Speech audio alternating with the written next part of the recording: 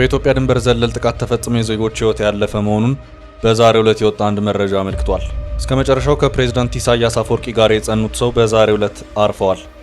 ከትጥቅ ትግሉ ጀምሮ እስከ ተለያዩ የስልጣን እርከኖች ድረስ ከኢሳያስ ጋር እስከ መጨረሻው አብረው የጸኑ የፕሬዝዳንቱ የቅርብ ወዳጅ ናቸው። በአውሮፓ ጉብኝት ላይ የሚገኙት ጠቅላይ ሚኒስትር አብይ አህመድ የሮማ ካቶሊክ ሊቀ ጳጳስ የሆኑትን ፖፕ ሊዮ 14ኛን በቫቲካን አግኝተዋል። በሮም ከህዳሴው ግድብ መጠናቀቅ ሂደት ጋር በተያያዘም የተሰጠ ፍንጭ አለ። ጀነራሉ ህወሓት ከሻዕቢያ ጋር እጠጋለሁ ካለ ግንባር ይጠብቀኝ ዘምታለሁ ሲሉ ጥብቅ መልእክት አስተላልፈዋል። የቀድሞ የህወሓት ታጋይና የመከላከያ ሰራዊቱ ከፍተኛ አዛዥ የነበሩት ሌተናል ጀነራል ዮሐንስ ገብረ መስቀል ህወሓት ከኤርትራ ጋር ጥምረት ከፈጠረ ዘምታለሁ ሲሉ ተደምጠዋል። ጀነራሉ ስለ ህወሓት፣ ኤርትራ፣ የሱዳኑ ጦርነት እንዲሁም የሰላም ስምምነቱን በተመለከቱ በርካታ ጉዳዮችን ያነሱበትን ቃለ ምልልስ በስፋት መነጋገሪያ ሆኗል። ከህወሓት በመውጣት አዲስ ትግራይን መሰረት ያደረገ ፓርቲን ለማቋቋም እንቅስቃሴ ላይ የነበሩት እና አቶ ጌታቸው ረዳ የትግራይ ሊበራል ዴሞክራሲያዊ ፓርቲ በሚል ስያሜ ፓርቲውን ለመጥራት የወሰኑ መሆኑን ፍንጭ ቢሰጡም አሁን ግን ስሙ ተቀይሮ በአዲስ ስያሜ ኢትዮጵያ ብሔራዊ ምርጫ ቦርድ ጊዜያዊ የፖለቲካ ፓርቲዎችን ፍቃድ ያገኙ መሆኑ ይፋ ሆኗል። ፓርቲው የ3 ወራት ጊዜም ተሰጥቶታል። የትግራይ ክልል የቀድሞ ፕሬዝዳንት አቶ ጌታቸው ረዳ በቅርቡ ከፋና ቴሌቪዥን ጋር ባደረጉት ቃለ ምልልስ በህገ ወጥ የሰዎች ዝውውርና የወርቅ ማዕድን ማውጣት ላይ ተሰማርተዋል ሲሉ ከከሰሷቸው የቀድሞ የሥራ ባልደረቦቻቸው መካከል የትግራይ ኃይሎች የመረጃ መምሪያ ኃላፊ የነበሩት ኮሎኔል ተወልደ ገብረ ትንሳኤ በቀረበባቸው ክስ ዙሪያ ለመጀመሪያ ጊዜ በይፋ ድምጻቸውን አሰምተዋል። ጥንቅራችን ይዞታል። እስከ ፍጻሜው አብራችሁን ቆዩ። የምንለቃቸው ዕለታዊ ትኩስ ዜናዎች እንዲደርሷችሁ ላይክ፣ ሼር፣ ሰብስክራይብ ማድረግ እንዳትረሱ።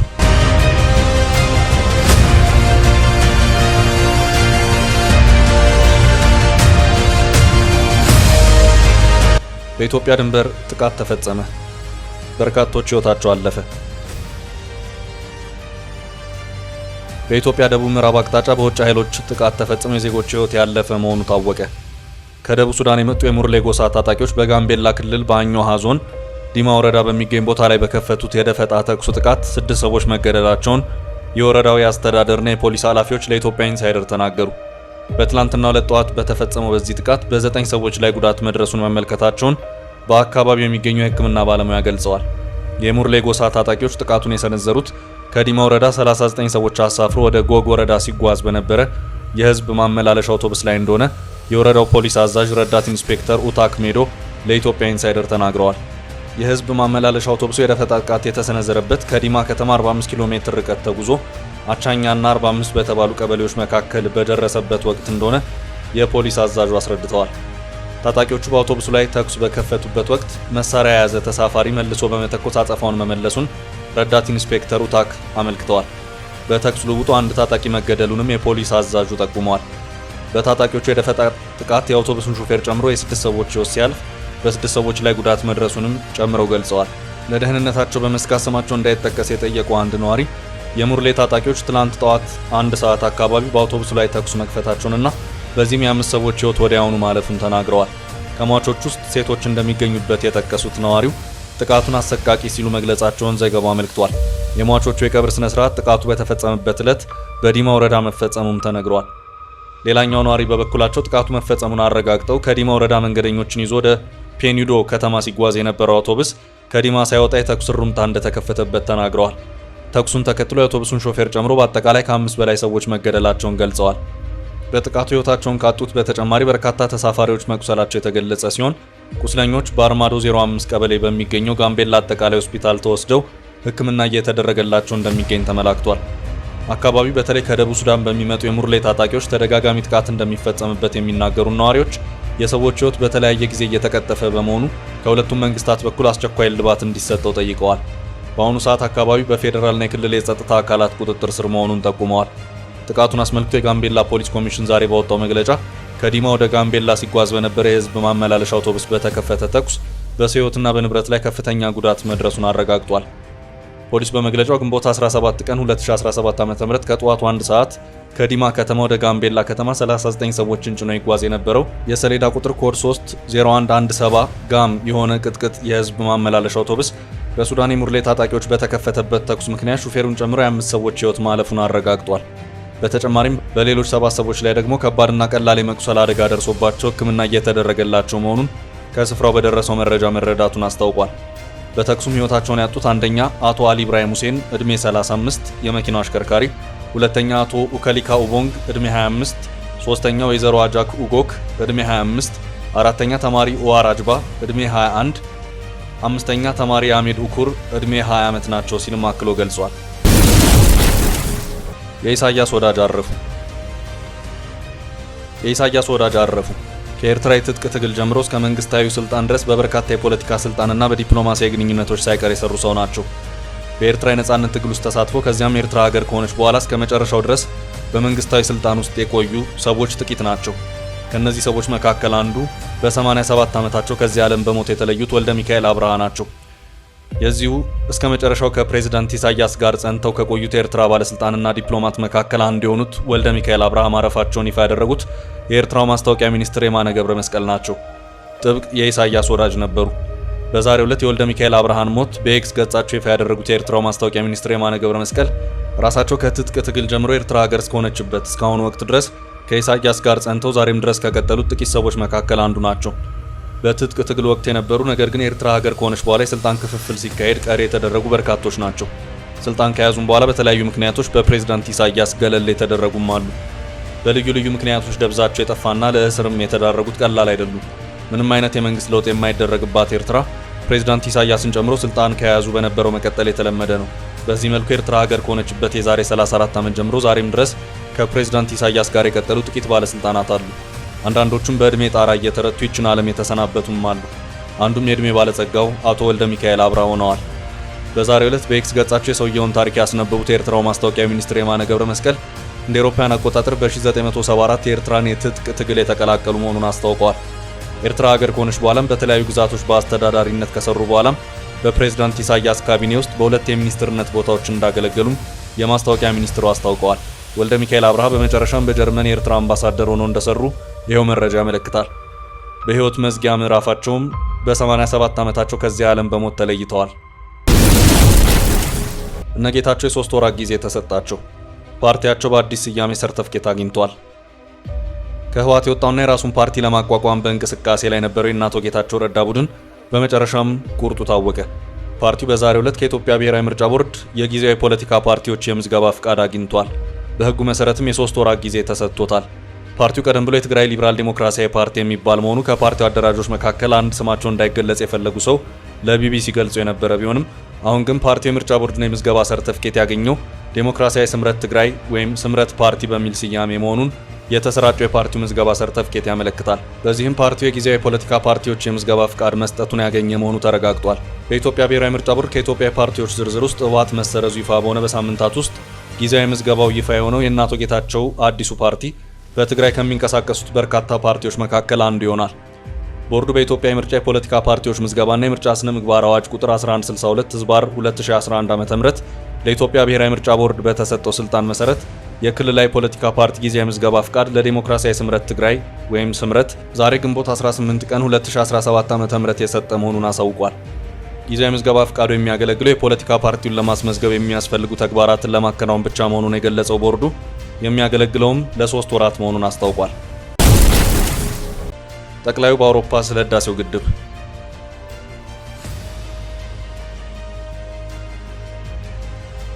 በአውሮፓ ጉብኝታቸው ከፈረንሳይ ጣሊያን የገቡት ጠቅላይ ሚኒስትር አብይ አህመድ ወደ ቫቲካን አምርተው በቅርቡ የሮም ካቶሊክ ሊቀ ጳጳስ የሆኑትን ፖፕ ሊዮ 14ኛ በቫቲካን ያገኙ መሆኑን በዛሬው ዕለት የወጣው መረጃ አመልክቷል።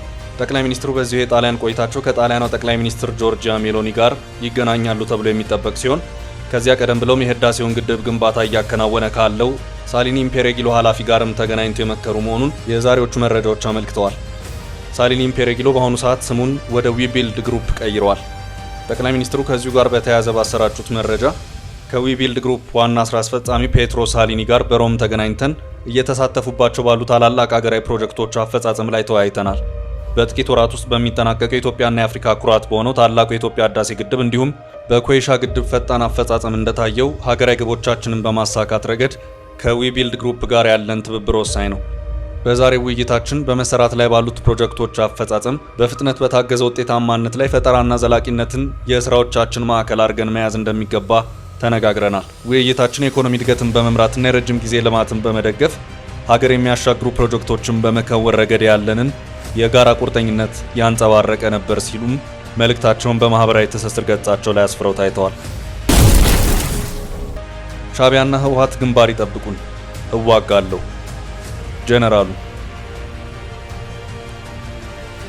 ጀነራሉ ህወሓት ከሻዕቢያ ጋር እጠጋለሁ ካለ ግንባር ይጠብቀኝ ዘምታለሁ ሲሉ ጥብቅ መልእክት አስተላልፈዋል።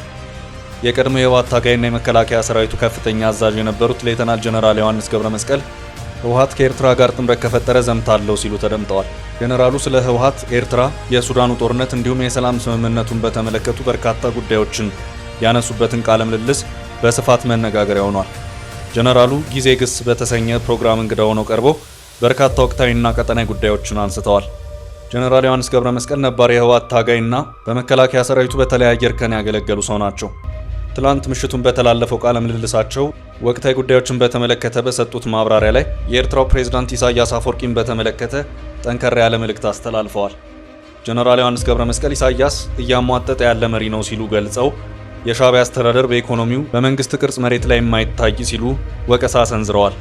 በሚዲያ ጉልበት ፕሬዝዳንቱ አሉ ሲሉ የገለጹት ጀነራሉ ታሪካዊ ሁነትን አንስተው ጀነራል ዮሐንስ በቀይ ኮከብ ዘመቻ በራሳቸው ስትራቴጂ ሊጠፉ ነበር ሲሉ ጠቅሰው ላለመጥፋታቸው እኛ መፈጠራችን ምክንያት ነው ሲሉ አመልክተዋል። ጀነራሉ አሁን ላይ ፕሬዝዳንት ኢሳያስ ለቀሯቸው ጥቂት ጊዜያት በስልጣን ለመቆየት የተለያዩ አማራጮችን በማሰስ ላይ መሆናቸውን አንስተው ትግራይ አንዱ አማራጭ ነው ሲሉ ገልጸዋል። ይህንንም ሲያስረዱ በብሔራዊ ጉዳይ በህልውና የሚመጣ ጠላት አይናቅም ከሚል መሆኑን ገልጸው ትግራይ ላይ ያለው ሁኔታ በአፋጣኝ መልክ ካልያዘ ለፕሬዝዳንቱ የመጨረሻ መጠቀሚያነት ሊውል ይችላል ሲሉ ተናግረዋል። አማራ ላይ ያለው ነገር በአፋጣኝ መልክ ካልያዘ እንዲሁ የፕሬዝዳንት ኢሳያስ አፈወርቂ መጠቀሚያ መሆኑ አይቀሬ ነው ሲሉ አጽንኦት ሰጥተው ተናግረዋል። ጀነራል ዮሐንስ ገብረ መስቀል አክለውም በኢትዮጵያ ውስጥ በሚደረጉ ግጭቶች እጄን አላስገባም ሲሉ የተናገሩ ሲሆን ከውጭ ጋር በተያያዘ በተለይም በሁለት ዓመቱ ጦርነት በቅጡ ባላገገመው በትግራይ ህዝብ ላይ ህወሓት ከሻዕቢያ ጋር ጥምረት መስርተን እንመጣለን ካለ ግንባር ይጠብቁን ሲሉ አሳስበዋል። ጀነራሉ ዋጋለው ግንባር ዘምቼ ሲሉ አጽንኦት ሰጥተው ባስተላለፉት መልእክታቸው መንግስት ባይጠራኝም እኔ ሄዳለሁ ሲሉ ተደምጠዋል። እንደኔ በርካቶች ይህን ሁኔታ አይተው ያለ ጥሪ ዘምታሉ ሲሉ ጀነራሉ አክለዋል። ጦርነቱ ለኤርትራም ለትግራይም ህዝብ አያስፈልገውም ያሉት ጀነራሉ የህዝቡ ህይወት ስቃይ ብቻ ሆኗል በማለት ነገር ግን ሻዕቢያና ህወሓት ጥምረት ፈጥረው እንዋጋለን ካሉ በገዛ ፍቃዳቸው ለመዝመት ዝግጁ መሆናቸውን አመልክተዋል። ጀነራሉ በዚሁ ቃለ ምልልሳቸው ያነሱት ሌላኛው ጉዳይ የፕሪቶሪያ ስምምነትን በተመለከተ የሰጡት ማብራሪያ ሲሆን ህወሓት በስምምነቱ በድርድር ላይ ሳለ አርሚ የተሰኘ ጦሩ ተዘጋጅቶ ሲጠብቅ ነበር ብለዋል። አርሚ የተባለውና በስሩ 3-4 ዲቪዥን ያለው ጦር ፕሪቶሪያ እንደተፈረመ መበተን እንደነበረበት አንስተው ያ ሳይሆን ይህ ኃይል በሱዳን ጦርነት እጁ እያስገባ ሲዋጋ መቆየቱን ጠቅሰዋል። ይህም ከሱዳን ህዝብ ጋር የሚቆይ ጠባሳ የሚተውና ህዝብ ለህዝብ የሚያነካካ ነው ሲሉ አመልክተዋል። ኮሎኔሉ ለጌታቸው ምላሽ ሰጡ።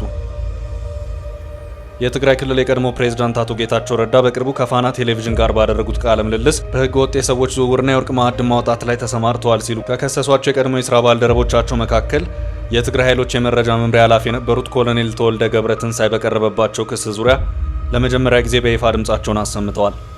ኮሎኔሉ ከቢቢሲ ጋር በነበራቸው ቆይታ ስሜ ጠፍቷል ሲሉ የቀረቡባቸውን ውንጀላ አስተባብለዋል። የቀድሞ የትግራይ ክልል ጊዜያዊ አስተዳደር ፕሬዝዳንት አቶ ጌታቸው ረዳ ከፋና ቴሌቪዥን ጋር ባደረጉት ቃለ ምልልስ ላይ 3 ከፍተኛ የትግራይ ወታደራዊ አመራሮች በወርቅ ቁፋሮና ንግድ፣ የመንግስት ገንዘብ በመዝረፍ እንዲሁም በህገ ወጥ የሰዎች ዝውውር ላይ ተሳትፈዋል ሲሉ ወንጅለዋል።